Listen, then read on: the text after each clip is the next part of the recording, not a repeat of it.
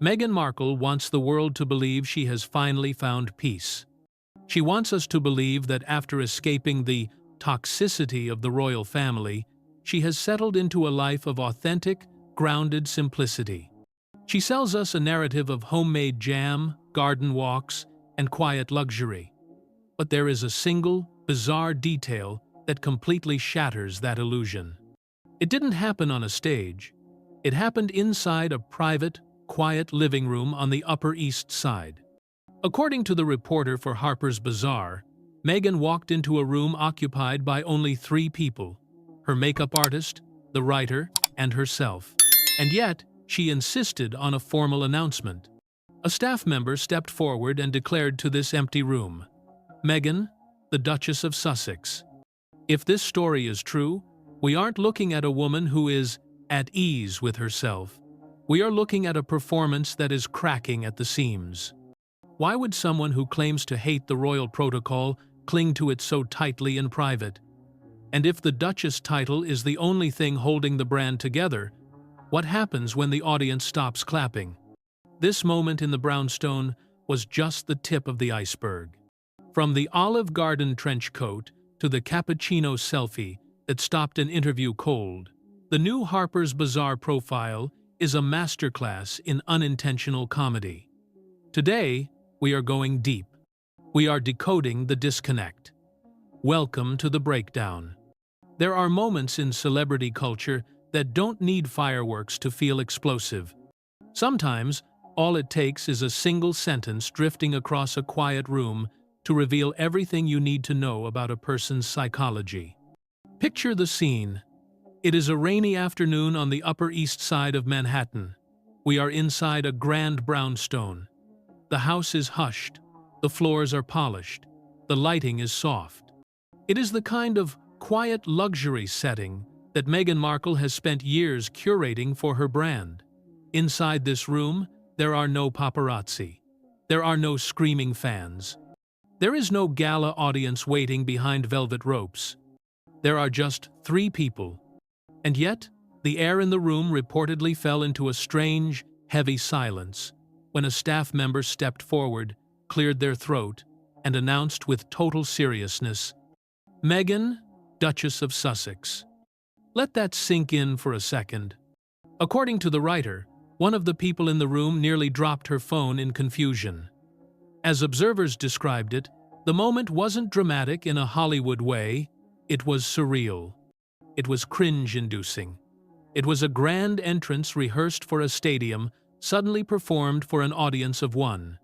Whether this was intentional branding or simply a habit she cannot break, that formal announcement lit up the room like a spotlight flicked on in a morgue. It killed the vibe instantly.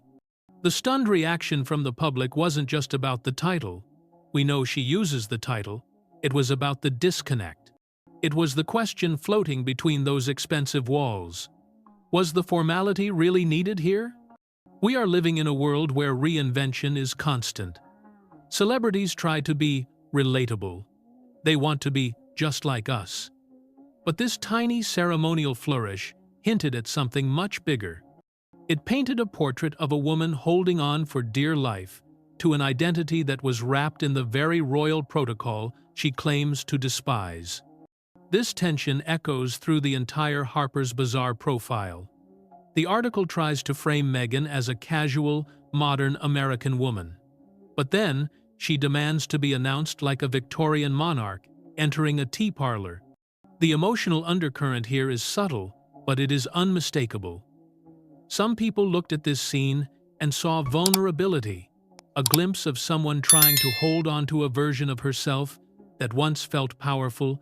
Perhaps she feels that without the title, she is just another former actress in Los Angeles. But others? Others saw a performance that is completely at odds with the message of authenticity that she tries to sell us. You cannot preach about being grounded and real while demanding your staff announce your titles to your friends in a private living room. The feature was presented as Meghan's moment. Yet, the reactions revealed something more complex. Critics and admirers alike combed through each paragraph, hunting for meaning in what felt like a carefully choreographed dance. And floating above it all was that small, strangely theatrical moment in the brownstone. A title spoken into an almost empty room. Sometimes, the smallest scenes reveal the most, not through declarations, but through instinct, ritual, and the desperate desire to be seen in a certain way. For Meghan, this brief introduction resonated long after the echo faded. It told us that the Duchess isn't just a title, it's a shield. When the Harper's Bazaar profile dropped, it arrived with the anticipation of a Beyoncé album. The promise was huge. We were promised revelations. We were promised depth. We were promised a candid glimpse into Meghan's world as she launches her new lifestyle empire. But as readers progressed through the feature, a familiar feeling started to surface. You know that feeling when you bite into a beautiful, sugar-coated macaron, only to realize it's completely hollow inside? That was this interview. Polished words, polished photos, but absolute silence beneath the sheen. From the opening paragraphs, the narrative leaned heavily into vulnerability. Meghan was framed, yet again, as someone misunderstood, someone misrepresented, someone emotionally drained by the past. It was a storyline many felt they had seen before. It was an echo from the Oprah interview, an echo from the Netflix documentary, an echo from The Cut. It is the same song, just played on a different instrument.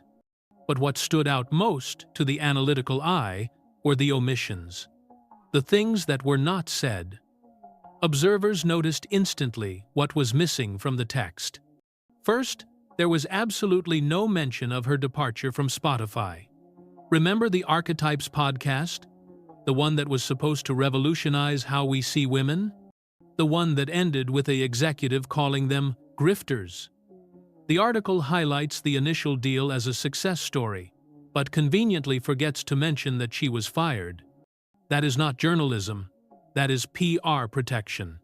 Second, there were no questions about the future of her Netflix projects. We are years into a multi-million-dollar contract. Where is the content? Where are the hit shows? The silence on this was deafening. And third, there was no exploration of the strained family relationships. No mention of her father, no mention of the royals, just a vague, soft-focus idea of healing. Instead of real journalism, the profile tiptoed around anything that might introduce friction. It treated Meghan like a fragile glass doll that would shatter if asked a real question about her business failures.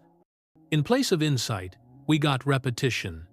The word authenticity appeared over and over, like a soft drumbeat in a spa playlist. But here is the problem. If authenticity is genuine, you don't have to keep telling people you are authentic.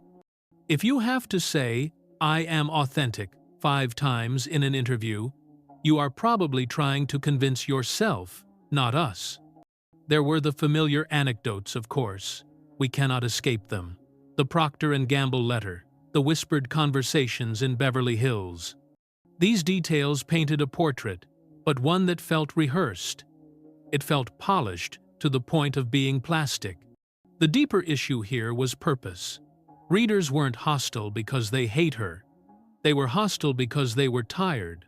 They wanted direction. They wanted ambition. They wanted a clear sense of what Meghan intends to build with her platform. Is she a producer? Is she a philanthropist? Is she a jam saleswoman? The interview drifted into lyrical sentiments instead of answers. It left many with the sense that the writer had consciously avoided anything too sharp.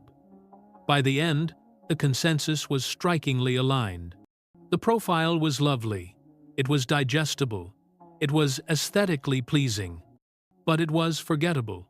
It was a portrait with no shadows, and without shadows you cannot have depth. Beneath the gloss, the same question lingered, haunting the comment sections of the internet. What is Meghan actually trying to say? Some moments in a celebrity profile feel scripted by a publicist. Others feel like pure coincidence. And then, there are scenes that take on a life of their own, Scenes that are so unintentionally funny, so deeply symbolic, that they become the emblem of the entire era. For Harper's Bazaar, that moment was the cappuccino portrait. According to the article, right in the middle of a deep conversation about her life's work and the burden of fame, Meghan paused. She stopped the interview. She didn't stop to cry. She didn't stop to take a call from the king. She stopped to photograph her reflection in the foam of a cappuccino. Let's visualize this. The soft cafe light is hitting the table. A swirl of froth is sitting in a ceramic cup. And a grown woman, a duchess, a global figure, is angling her phone to capture a tiny, distorted, mirrored portrait of herself in the bubbles. The moment wasn't dramatic. It wasn't a scandal, but it was revealing. It was a delicate little tableau that captured the essence of celebrity in the digital era. Image before meaning. Aesthetic before message. Observers didn't just dwell on the act itself. Taking a picture of coffee is basic, sure, but they fixated on what it represented in the middle of a serious interview. Many compared the moment to her broader public presence. Everything is meticulously curated. Everything is visually pristine. Everything is composed. But just like a reflection in foam, it is fragile. One stir of the spoon, and the image disappears. The cappuccino snapshot became a metaphor for a life lived through careful self-styling. It screams, "Look at me, looking at myself." For some loyal fans, the scene evoked empathy. They saw a woman trying to reclaim control in a world that often handles her image roughly. They thought it was cute. But for the rest of the internet, it triggered fatigue. It triggered that specific kind of exhaustion you feel when scrolling through Instagram and seeing perfectly staged lives that have no connection to reality. It reinforced the sense that the pursuit of visual perfection was overshadowing the opportunity to share something real. Within the context of an interview that was already being criticized for lacking depth, the cappuccino moment amplified the tension. Instead of clarity, readers got another curated vignette. Instead of a business plan, we got foam art. Supporters called it harmless. Critics saw it as performative narcissism. And in that divide, the moment took on unexpected weight, because what stayed with people was not the foam or the photograph. It was the sense that the interview kept drifting toward admiration instead of understanding. Meghan's image remained luminous, but the story beneath it stayed faint. She is always a moment away from saying something real, before choosing instead to pose for the camera. From its opening sentences, the profile wrapped Meghan in a blanket of gentle vulnerability. It is a familiar framing. We have seen this movie before. We know the plot. According to those who followed the feature closely, the story leaned heavily into themes of misunderstanding and emotional strain. Meghan is the victim of the press. Meghan is the victim of the firm. Meghan is the victim of her own ambition. Yet, beneath this soft-focused style, a tension quietly emerged. Readers weren't dismissive of her pain, they were searching for her evolution. For 5 years, Meghan has been portrayed as a woman reclaiming her voice, silence or silenced. Remember? But as some described, the Harper's Bazaar article revived this theme without offering the next chapter. If you have reclaimed your voice, what are you shouting? If you have found your freedom, where are you running? The message was supposed to be empowerment. The effect, however, was repetition. It felt like a loop. A micro-emotional hook appeared in the gap between the tone of the article and the substance of her life. Readers sympathized with the pressures Meghan described. Nobody denies that the British press is brutal, but they also noticed the absence of a clear direction. What is she building now? This gap became even more pronounced when the writer made a striking claim. The writer stated that Meghan possessed irrevocable influence. That is a bold line. Irrevocable means it cannot be taken away. It means permanent. It means powerful. But this invited scrutiny. If her influence is truly that powerful, if she is truly a global titan of change, why did the article highlight projects as modest as jam making? Think about it. We are talking about a woman who sat down with world leaders, a woman who married into a 1,000-year-old monarchy. And the pinnacle of her current influence is a jar of strawberry preserves sent to Kris Jenner? As some critics described, the profile seemed to place Meghan at the center of a transformation that the details simply did not support. It hinted at evolution while recycling the same old emotional beats. Even the encouraging quotes felt like echoes of interviews past. "I'm looking forward. I'm healing." These are not new revelations. They are well-worn sentiments, polished once again for a new magazine cover. In the end, the piece was warm. It was elegant. It was sympathetic, but its message felt incomplete. It gestured toward purpose without defining it. It serves as a brutal reminder in the world of PR. Image can be polished, but meaning must be earned. And right now, the meaning is missing. Let's talk about the jam. Some lines in a profile land with unexpected force. For this interview, it was the declaration that Meghan had acquired a level of fame that is irrevocable. The sentence struck readers immediately. It became the centerpiece of the online debate. If the fame is permanent, they wondered, what is she doing with it? The profile positioned Meghan as a woman of immense influence, a modern-day philosopher queen. But the examples offered to back up this claim felt strikingly modest. We got soft focus storytelling. We got lifestyle aesthetics. And of course, we got the now infamous jam. The jam has become a cultural phenomenon of its own, but probably not in the way Meghan intended. Supporters embraced it as a charming, grounded project. Oh, look, she cooks, she's domestic. But critics found the contrast jarring. How can an article claim sweeping global influence on one page and then highlight loose fruit spread on the next? It is like claiming you are going to solve climate change and then revealing your plan is to sell branded paperclips. There is a disconnect here that is almost funny, if it weren't so confusing. Classic Hollywood figures mastered the art of balancing glamour with purpose. Elizabeth Taylor sold perfume, but she also raised millions for AIDS research. Paul Newman sold salad dressing, but he gave every cent to charity. But here, the glamour exists without the corresponding mission. The jam exists without the charity attached. It is just jam. And so the jam, innocent, sweet, homemade, became symbolic of the wider narrative tension. The story reached for grandeur. It reached for icon status, but it rested on small, aesthetic gestures. In that contrast, readers began to question the core of the brand. Is Meghan still searching for the right canvas for her influence? Is she lost? Or is this intimate, curated domesticity exactly the legacy she wants to craft? Maybe the plan isn't to change the world anymore. Maybe the plan is just to sell the lifestyle of a woman who could have changed the world, but decided to make breakfast instead. Every public figure shapes a mythology. We know this. Politicians do it. CEOs do it. For Meghan, one of the central pillars of that mythology is the Procter & Gamble letter. You know the story. You have heard it 1,000 times. She was 11 years old. She saw a sexist commercial for dish soap. She wrote a letter. She changed the world. According to accounts, the Harper's Bazaar profile placed this story front and center once again. But this time, the reaction wasn't applause. It was exhaustion. It wasn't the story itself that caught attention. It was the repetition.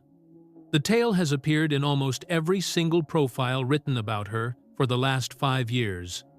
Each time, it is retold with the same triumphant arc. For some readers, the narrative began to feel less like a memory and more like a rehearsed script. It's like a band that only has one hit song, so they play it at every concert, every encore, and every sound check. But this profile added new ingredients to the mythology. Suddenly, there were new childhood details we had never heard before. A grandmother from Tennessee with a magical garden. Homemade preserves made in the kitchen. A specific desire for Subway-inspired sandwiches. Charming images, right? But the timing raised eyebrows. As observers pointed out, these anecdotes appeared precisely when Meghan's jam-making project was gaining attention. Suddenly, she has a history of making preserves with her grandmother? Suddenly, she has a history with sandwiches right when she might be launching a food line? It felt convenient. It felt aligned with branding, not biography. Supporters argued that memories can resurface at any point in life. That is true. But critics questioned why such vivid stories that perfectly align with her commercial products, had never been mentioned in earlier detailed biographies like Finding Freedom. The tension here isn't about truth. Maybe she really did make jam with her grandma. The tension is about presentation. The profile used these anecdotes to paint Meghan as someone shaped since childhood by creativity and thoughtfulness.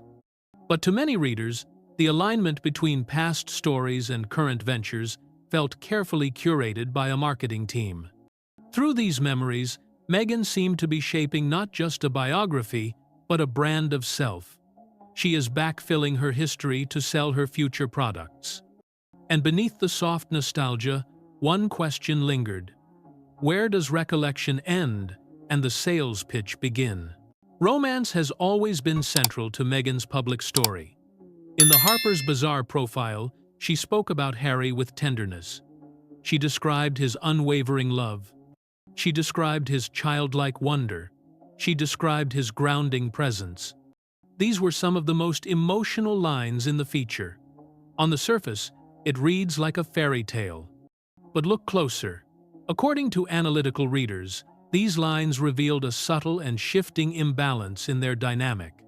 In the article, Meghan was presented with clarity, power, and gravitas. She is the CEO. She is the visionary. She is the Duchess. Harry? Harry appeared more symbolic. He was described as devoted. He was described as supportive, but he was gently fading into the background. He was a figure described in emotion, not purpose. He is no longer the prince. He is the prop. Supporters found the devotion touching. Oh, he loves her so much. But critics found the contrast curious. For years, narratives have cast Meghan as the architect of their shared world, with Harry playing the softer counterpart. The interview reinforced this dynamic to an extreme degree. Another layer emerged when Meghan explained that Harry sees the negative media so she doesn't have to. She framed him as the one who absorbs the emotional blows first. He is the filter. He takes the poison so she can stay pure. That detail struck readers hard. It prompted quiet questions about the toll such a role might take on a man who has famously struggled with mental health and media intrusion. Is it an act of love to let your husband doom scroll through the hate comments so you don't have to? Even her comments about bravery, what she hopes her children will learn from watching her, highlighted the imbalance. Much was said about what Meghan models for Archie and Lilibet. Little was said about what Harry teaches them. The portrait was loving, yes, but behind the glow, the silhouette raised questions about how their relationship truly navigates fame. It feels less like a partnership of equals, and more like a star and her biggest fan. There was one specific line in the profile that captured enormous attention. The writer noted, "Meghan is remarkably at ease with the surrealism of global celebrity." It was a simple sentence, almost a throwaway line. Yet, according to observers, it revealed more than any polished quote Meghan gave. In the article, Meghan appears completely comfortable in the spotlight. She moves through the interview with effortless grace. She is framed by cinematic lighting. She curates the scenes. The unease of her time in the royal family, the complaints about intrusion, the complaints about staring eyes, seemed gone. In its place was a woman fully aligned with the rhythm of fame. She isn't running from the cameras anymore, she is directing them. But it was the final image of the article that really stayed with readers. The writer described turning back to see Meghan stepping toward the kitchen, illuminated by the green light of a rain-soaked garden. The writer said she looked ready to move on to the next thing. That visual became a massive emotional hook. The green light. It feels symbolic, doesn't it? Like the Great Gatsby, reaching for the green light at the end of the dock. A symbol of transition, longing, ambition, and reinvention. But what exactly is the next thing? Is it a project? Is it a persona? Is it a moment? Supporters saw confidence in that image. They saw a woman unapologetically thriving, stepping into her future. But critics saw something else. They saw the possibility that fame itself is the project, that there is no next thing other than being seen. Through this closing moment, the profile didn't just depict Meghan at ease with celebrity. It positioned her as someone who requires the spotlight to feel complete. The green light isn't a signal to go. It's the only light she knows how to stand in. We have to talk about the clothes. The Harper's Bazaar spread was meticulously styled. Crisp lines, muted luxury, editorial perfection. But one outfit eclipsed the rest: a black turtleneck, a white button-down shirt, and a beige trench coat. It was meant to look like old money. It was meant to look like quiet luxury. But the internet didn't see elegance. The internet saw Olive Garden. According to accounts, the comparisons became one of the most viral reactions to the profile. Social media exploded with side-by-side photos of Meghan's couture outfit next to the servers at the famous Italian chain restaurant. Unlimited breadsticks, anyone? Became the joke of the week. Now, you might think this is petty. You might think it's just about clothing, but it's not. The issue wasn't the clothing, it was the symbolism. Fashion is a huge part of Meghan's storytelling. She uses clothes to send messages, and this outfit was meant to convey understated sophistication. It was meant to say, "I am serious, I am business." But the simplicity clashed with the article's lofty narrative. You cannot claim to be a unique, irrevocable global icon while wearing a uniform that looks like you are about to take a lunch order. Supporters praised the timelessness of the look. But critics felt the look was too subdued, too generic for someone positioned as a powerhouse. The tension revealed something important. Wardrobe is communication. And in this moment, the message slipped out of Meghan's control. The outfit became a metaphor for the entire profile. Polished? Yes. Intentional? Yes. But somehow, it missed the mark. It felt like a costume of a businesswoman, rather than the reality of one. By the final paragraph of the Harper's Bazaar feature, one feeling dominated the discourse. One feeling united both the fans and the critics. Something was missing. The profile offered beauty. It offered vulnerability. It offered curated stories about soap and sandwiches. It offered cinematic imagery of green lights and brownstones. But, according to readers, it never articulated a clear purpose. We are left with questions, not answers. If Meghan is beginning a new chapter, what is the title of the book? If she has irrevocable influence, to what end is she using it? If she is stepping forward, toward what destination? The article didn't say. A final emotional hook formed in that silence. People weren't frustrated with Meghan because they hate her. They were frustrated because they are curious. They are eager. They are waiting for something concrete, something grounded, something real. Supporters said she was embracing privacy, keeping her cards close to her chest. Critics said the narrative relied too heavily on aesthetics because there is no substance underneath. But both sides agreed on one thing. Meghan remains partially obscured. She is seen vividly, in high definition, yet she is not fully understood. The final image, the green-lit kitchen, captured it perfectly. Meghan, stepping toward whatever comes next, illuminated yet unreadable. Until she chooses to define her purpose, until she stops announcing her titles to empty rooms and starts doing the work, the world will keep asking the same quiet question. We aren't asking who Meghan is today. We are asking, who does she intend to become? And right now, not even the reflection in the cappuccino foam has the answer.